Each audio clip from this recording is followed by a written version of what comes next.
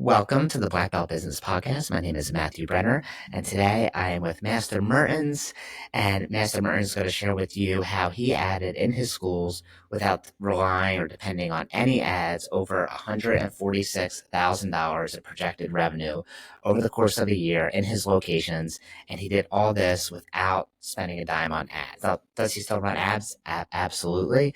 But has nothing to do with ads. This is on top of that. Okay, he collected over 400 leads, which is about $20,000 worth of free leads. And we're going to go through today what we did, how we did it, and how it actually impacted the team to know that they can go out and recruit new students without depending on ads. So if you ever thought about wanting to grow your martial arts school without depending on ads, you're going to want to listen to this episode, because it's going to be like really a podcast episode, but also a case study of like, okay, here's how we actually worked with, here's what actually happened, especially with the multi-school owner. Mr. Burns, thanks so much for coming on today. Hey, of course, sir. It's my honor. Happy to. So tell us a little bit about your background for people who don't know, as a martial artist and also a little bit as a business owner.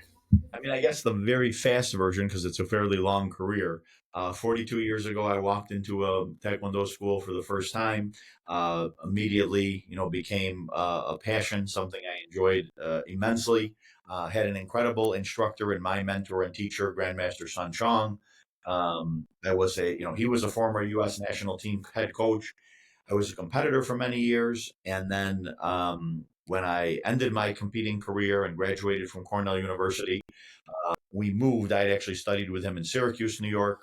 We moved to Buffalo, New York about 32 years ago, proceeded to open up 5 schools. This has been the only professional job I've ever had, even though I have an Ivy League education. And our 5 schools grew to be the largest provider of martial arts here in Western New York. We currently work with about 1,700 active students in our 5 locations. And also very proud of the fact that at this point I have 37 of my former staff who've all gone off to open and operate their own schools all across the country. That's beautiful. I love that. So when you reached out to me first, obviously you're a sophisticated martial arts school owner. You run 5 locations, have a ton of active students.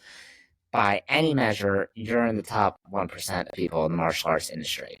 So, like, what problem did you have before you joined the program? Like, what did you want to actually solve? Well, I mean, I guess, having that many locations and having a large number of students, we still do always need new students. And I guess what first caught my attention was that you were promoting the idea of, again, that it wasn't wrong to advertise or use online ads, but hey, maybe there's more things you can do that are going to be grassroots marketing. And to be honest, I thought that we'd pretty much done it all. We had a fairly strong relationship with our local academic schools and even a couple of daycare centers in the area. But, you were presenting, hey, I can still get you a strong response, even given everything that you guys have done already. And maybe part of staying in the top 1% is to continually invest in new ideas and to keep learning. Yeah, so I guess my question is like, weren't you skeptical? Like, obviously, there's more advertising online than ever, right? And there's the least amount of trust than ever. Like, I don't know how many ads I get on my Facebook or Instagram. Get 400 students next month, or bring in blah blah blah, guaranteed. And it's like, what are these people talking about? Anyone who's kind of like been around the block, or who has more experience, they know that you're probably going to waste money doing those things. Not to say that all those things are bad. And by the way, I still think you should run Facebook ads and social media ads. I know I talk about how all the time that it's not, you should like depend on it, and I still agree with that. You shouldn't depend on it. It doesn't mean you don't run any social media ads, right? If you have it within your budget, you should definitely do it. That's just one of the legs underneath the pillar, under the table you have for your marketing, right? That's right. So what made you, as someone who's been around the block, who's sophisticated, who's done this before, what made you decide that like you could even trust me or trust this program that could even work for you? Like, I remember you were skeptical in the beginning. You had a couple phone calls. That's right. Well, I said that, hey, I feel like it's almost my obligation or my responsibility to my team to look into everything that's out there. And it is true that some of the stuff that I look into, I say, yeah, no, I don't think that's going to be for us, or I don't think it's going to represent us well, whatever marketing method somebody has out there. When we spoke, you and I had interacted probably a decade or so ago, but I was more familiar with your brother and with the success. You were coming with a proven track record that was even, surprisingly, because there's not a lot, even larger than ours, right? You'd run a larger chain, you'd worked with it, you'd been responsible for developing the marketing for an even greater number of locations than ours, and feeding lead generation and new students to that many locations. So I said, okay, you have a proven track record. And then when we spoke, after you hearing the explanation of all that we were doing and how well it was going, you were still extremely confident in, okay, no, I do have something beyond that and beside that. And obviously, I was extremely pleased that, within our first conversation, I mean, you then coached us for a longer period of time, but within our first conversation, I was like, he does. I got it. There's something here that we were missing. There was something that these little tweaks that could make a huge difference. Yeah, because when you came on board, it wasn't like you never heard of doing school programs before, Absolutely. right? Never heard of daycares. Like most people have heard of this stuff, and most people have actually done it, whether it was before COVID or maybe they had tried to do it and it didn't work. They didn't know how to either hack their way in or they didn't know how to set up a program that got kids to actually show up to their martial arts school in the end, or know how to actually convert in mass enrollments, right? Because a lot of people do school programs when they can, but they might get one or two students here and there, and that's good.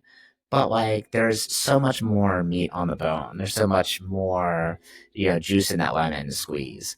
That's right. So like, you already had these programs. So when you came on board, I was like, hey, I know you already have them, and like, what are you getting out of it now? And it wasn't shabby at all. You're like, hey, sometimes we had seven, hey, sometimes we had four, and like, we went over the numbers, and like, you probably did better than most people.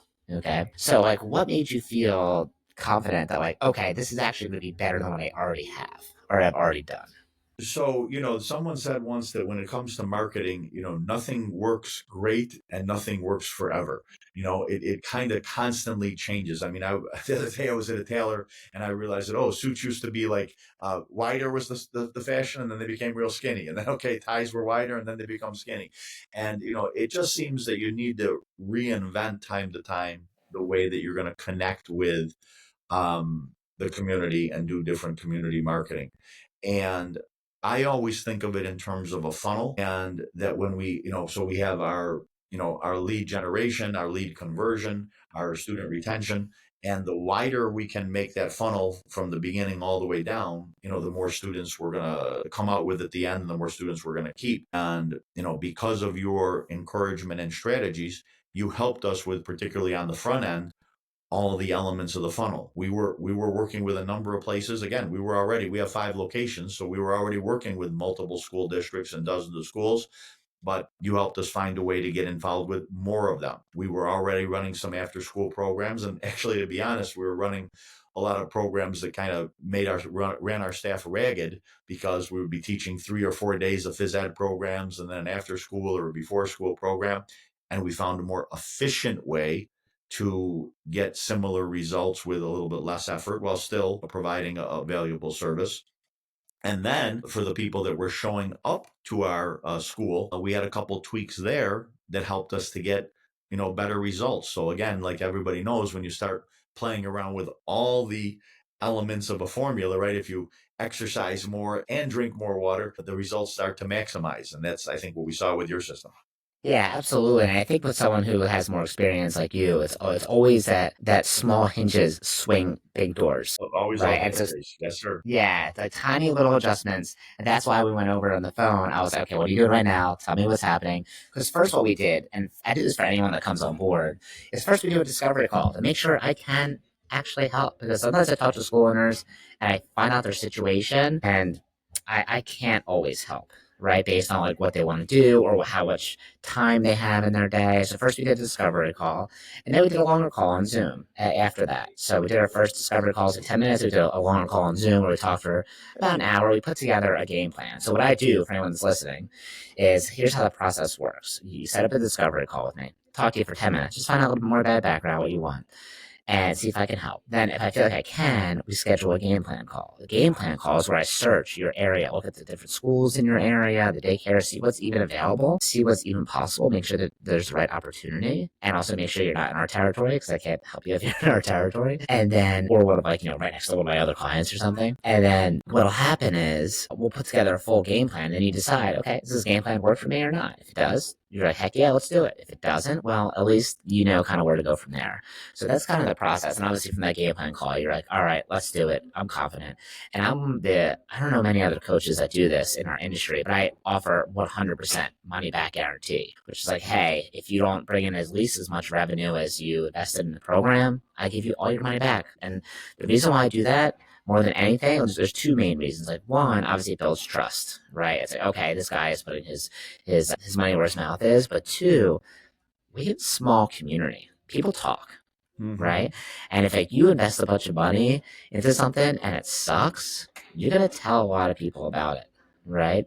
And like my reputation is so important. So if you did everything I told you to do and you didn't get the results, I would be embarrassed.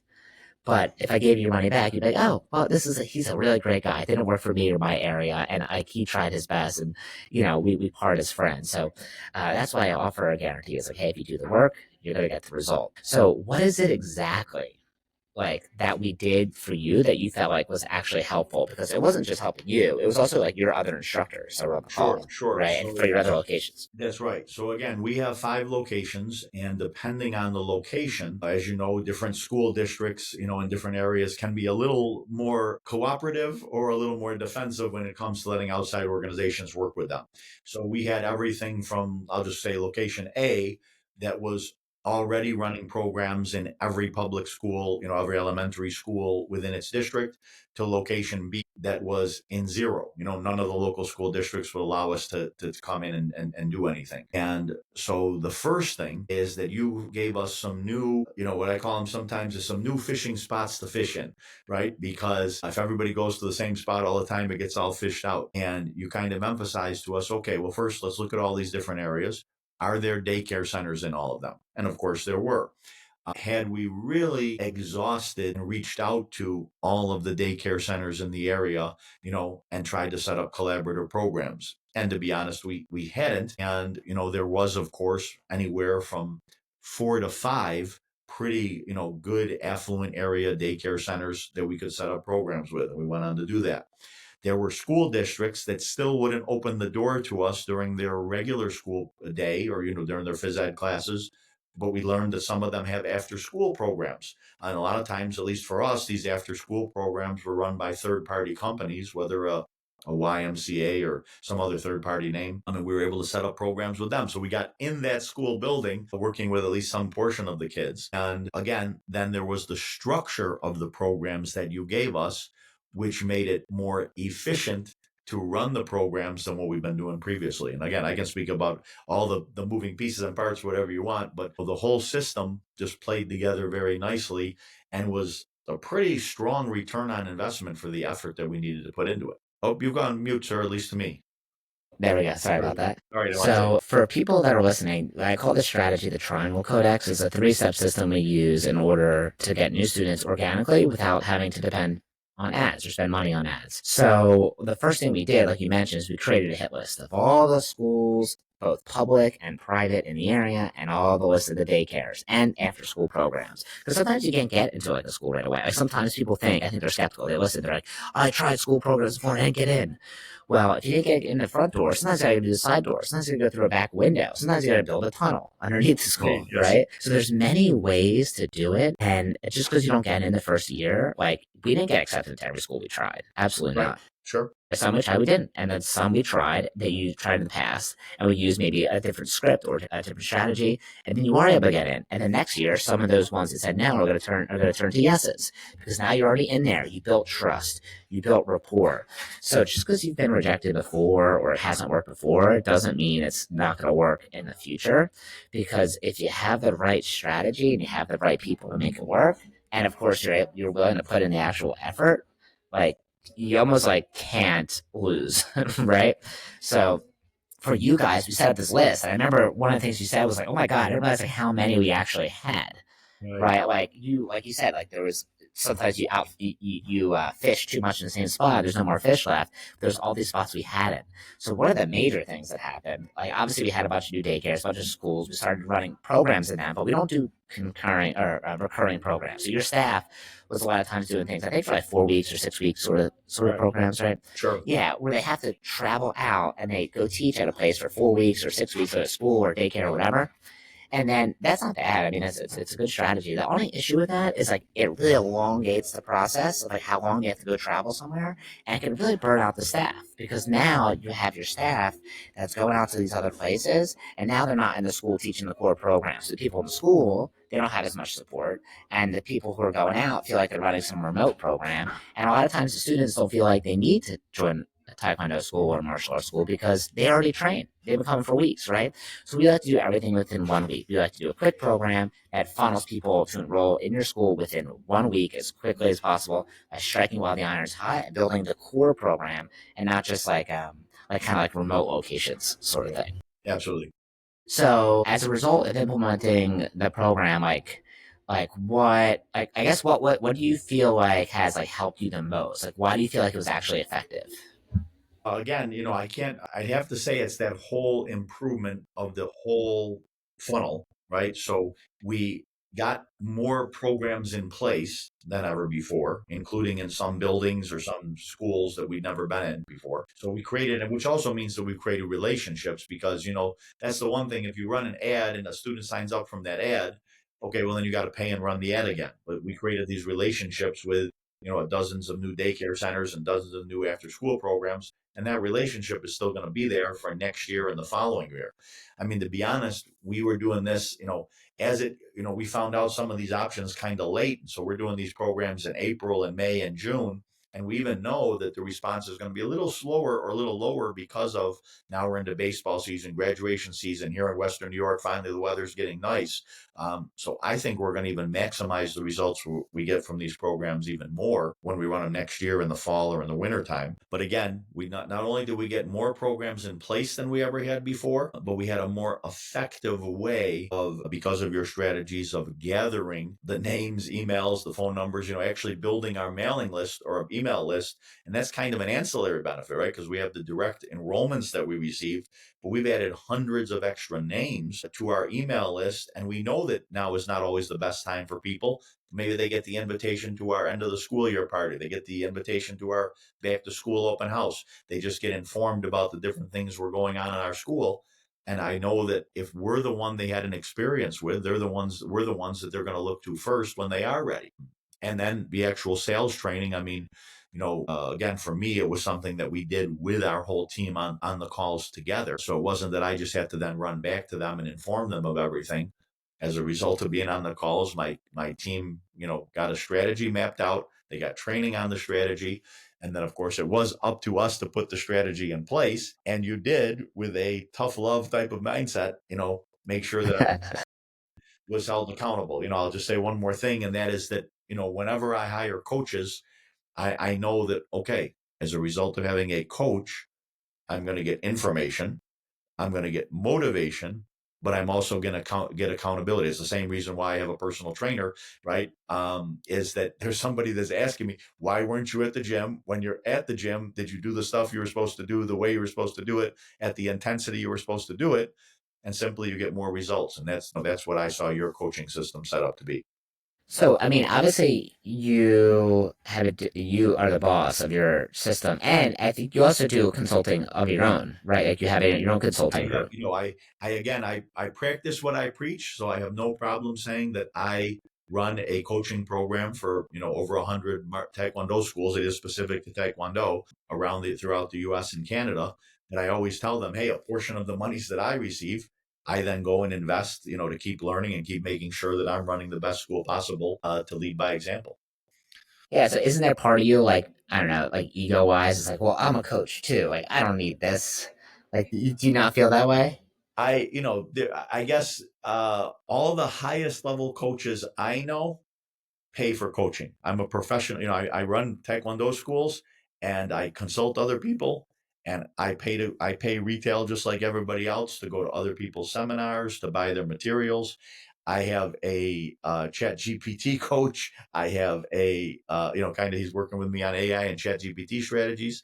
I have a stretching coach, or someone I go to for stretch therapy. I've hired different business coaches and consultants at different times. I just think again, we're following the recommendations we make to other people. Love that. So, I guess as a result of implementing the Triangle Codex and setting up these new schools and daycares you hadn't been into and tweaking the ones you were already in, what has been the actual result? I mean, the numbers are actually still, from this seed that you planted, or strategy that we adopted, the numbers are still rolling in. But I believe, I mean, even up to this past weekend, we had some graduation ceremonies and enrolled another, 7 or 8 students. We have definitely enrolled, in excess of 50, maybe it's getting close to 60 students. We still have after school type graduation things going on over the next 3 or 4 weeks. Again, here in Buffalo, school's going to go up until late June. And we're now in the process, because of those relationships, we'll probably set up somewhere between 4 to 6 summer camp programs per each of our locations. So we'll be at somewhere like 25 to 30 summer camps over the summer, and I know that's going to generate additional enrollment. So, I'm not a guy that likes to over dramatize something or whatever, but I'm going to say when this is all said and done, will be, north of 75, 80 enrollments that we will have done from this program, this school and summer year. And then I think we're going to be on track. We'll repeat it and possibly, I would hope, beat that next year by running the program in even better times of the year. Yeah, I love that. And like the cool thing about about this is that, yeah, it's a repeatable system. You can do year after year after year. And I think it's important for school owners to recognize that, like, obviously, you can't just depend on ads, even though you should be running them. But if you are the boss or you're the leader of a school or you run multiple locations, you need to have a system that you can give your staff that they can go out and recruit students on their own, right? Because if they depend on you for people just to show up through the website or leads or ads, then when that stops working, because it stops working at some point, right? Things need to be tweaked, or maybe, maybe you need to get a better agency to run your ads, or the person running it needs to be switched, or whatever. At some point, there's going to be a slowdown, and when that slowdown happens, you need to have a way to go out and recruit new students.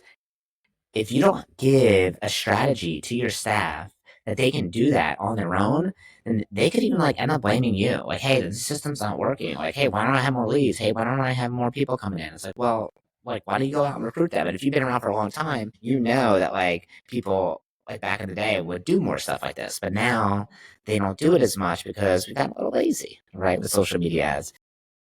I just want to interrupt you, sir, because there's a phrase that I hated that I started hearing in our meetings once in a while. We've got a great team. Obviously, we wouldn't have the level of success we did if they weren't great instructors and pretty good at taking action. But the phrase that we would hear once in a while when we'd have a dip during the time of the year would be like, well, we're doing the best we can with the leads that we have. And I would say, this is a terrible phrase to say, because you are not just responsible for doing the best you can with the leads you have. We are in the lead generation business, right?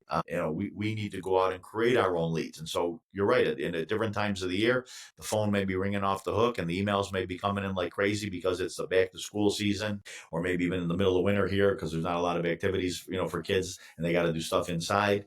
But when we hit the slower seasons, hey, we've got to go out and do stuff. And one of my locations, over 20 new enrollments every month for, multiple months, simply, be and during some of the times that weren't as good, simply because we just had more stuff going on, right? So it wasn't all these programs alone. Again, paid ads were involved and everything, but hey, to all of us, every student matters, right? Every student that you can acquire matters, and if you can do so with just a little bit of time and effort outside of your school, it's certainly valuable to put into the mix.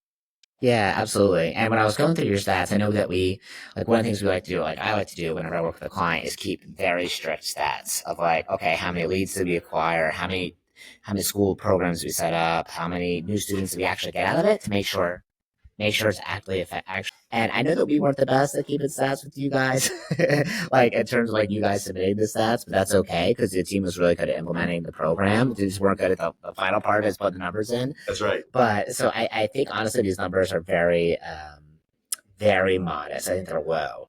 But based on what we talked about, we collected at least 400 leads. Honestly, I probably think it's closer to 1,000 just because of all the locations you're about to do. But let's just say so far we have 400 leads. If each lead costs $50, like you pay for it on Facebook, like $50 a lead, which is pretty, I would say, average.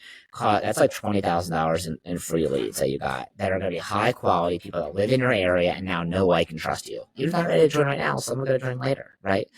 And at 61 new students is what I have marked down. that means that you're bringing in, I think it's like, I forget how much new revenue per month, but per year, you added $146,000 in new projected revenue for a year. And that does not include any retail they sell, any friends they recommend, people who enroll later because now they saw you, like you, and trust you, and they come in later. So this is like very much like the baseline. These are not like pretend numbers. These are like real numbers that you brought into your business because you gave your team the tools of like what to do, how to do it, why they need to do it, and the resources to actually make it happen. And of course, I just give a little bit of tough love to make sure that I'm actually following through That's because right. this whole process is kind of like digging a well. Like you're gonna have to get a shovel. You're gonna have to start digging in the ground. It's gonna be hard. You're gonna sweat. Your hands are gonna get dirty. But once you dig that well, you're gonna be able to drink water from it year after year after year. Yeah, you can go buy a bottle of water from the supermarket. Cool, but once that water bottle's done, A, it's more expensive. It's like 10 times the cost. But B, once that water bottle's done, that's it. You have to go buy more if you want more. And that's how I think about like buying leads, which is like you always have to buy them. Like the lead price cost is always going to go up and the lead quality is generally going to go down. So we want to make sure we have another resource, and what that resource is like having a well, digging a well, creating organic programs in your area that you can recruit new students from whenever you want, that you can drink whenever you're thirsty. So if there's anyone watching this maybe on the fence about booking a discovery call or speaking to us about joining the program, like what would you say to them? I mean, again, the discovery call is the first stop. You're right that, I had a healthy dose of skepticism, not because I had an aggressive feeling towards you or towards the idea, but like I said, because I've been doing this for, 4 decades now. I've seen a lot of different things out there. So I was looking to hear something that was different than what I had already been doing. You did exact possess it. And then, I can say without question that you do take the success of your clients extremely seriously. I think even, whether single school owner, I mean, multi-school owner made it a little bit more difficult for you because we had more people that had to report in. We had more tracking that you had to follow up with, but I saw that you were very diligent about all of it. I can only imagine if it's a single school owner, they'll be even a little bit, they'll probably even get a little more each time when they have the call because, you don't have to check on 5 different people. But even so, with 5 different people, I mean, you were very clear that every time, okay, I'm going to check with every single person on this call. Did they do what they were supposed to do, the way they were supposed to do it? What kind of results did they give?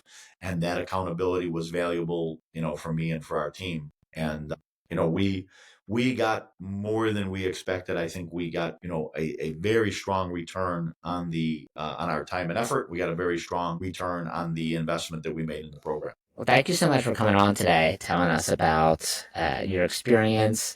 And if you're listening right now and you're like, hey, this is really cool, I want to do this for my school, send me a DMs on Instagram at blackbeltbrenner1. Just say the word triangle, and I'll send you a link to schedule a call. You can find me on Facebook, Matthew Brenner. Or if you're not ready yet and you want to hear more, that's cool. Like you can get in my newsletter if you send me a message or send me an email, Matthew at wdojo.com, and say, hey, I want to get in a newsletter.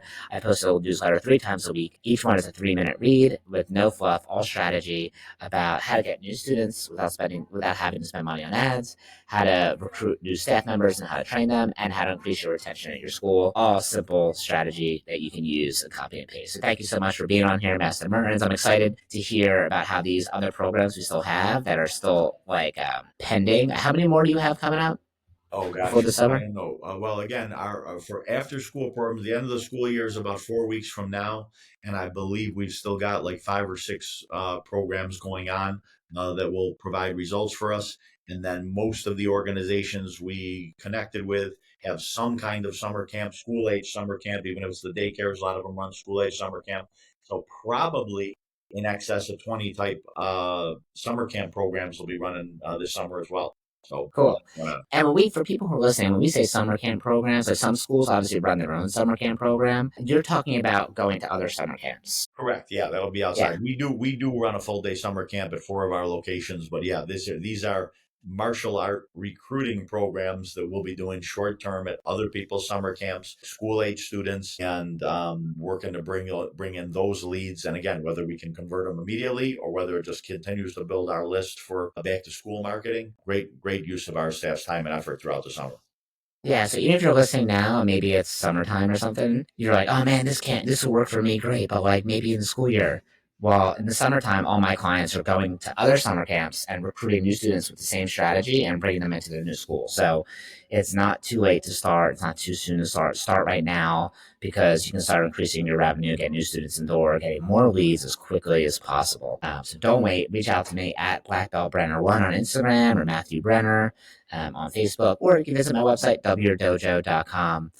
Thank you guys so much, Master Mertens. Thank you for being on here. And then just one last brag. How many after school programs did you set up at one time? Because I don't think we talked about the number, and I was like, poop myself when I heard the number when you first told Well, me. we did, we got a little lucky in that, there was a third party company that was running after school programs, and I believe it's 26 different elementary schools. And, they were pretty warm to the idea right away. And they said, hey, let's do it. And, because we have 5 centers of our own, we had a location convenient to all 26. And even though there was only like 10 weeks left in the school year, I was like, okay, we're doing them all, and we had some Yeah. I had 2 weeks. I usually have a large team, but I had to jump in and help out my team. I had 2 weeks where we were 2:30, 3:30, 4:30, three different elementary schools in one school district. Followed the following week by the same thing. So we definitely found ways to make the system work. We wanted to put it in play and max it out as much as we could, and it definitely paid off. Yeah, and I think for a lot of times school owners think like, okay, well, the after school program at this local school is run by a third party, so we can't get in. Like, no, a lot of times it's even better. Absolutely, they were So very like, expensive. Yep. yeah, and maybe they weren't as accessible right away. We had to like figure out who's in charge, how to get in contact with them. It's like more corporate involved as opposed to like just going to a school and talking to like a teacher who runs it. But once you get that domino to fall, you got 26 to fall right away. So, Yes. freaking crazy. Like when you told me that, I remember I was like, holy crap, this is gonna be huge. All right, thank you guys for listening. Have a great rest of your day. Reach out to me, Matthew Brenner, on Facebook, or visit my website, wdojo.com, if you want more help. Thanks, guys.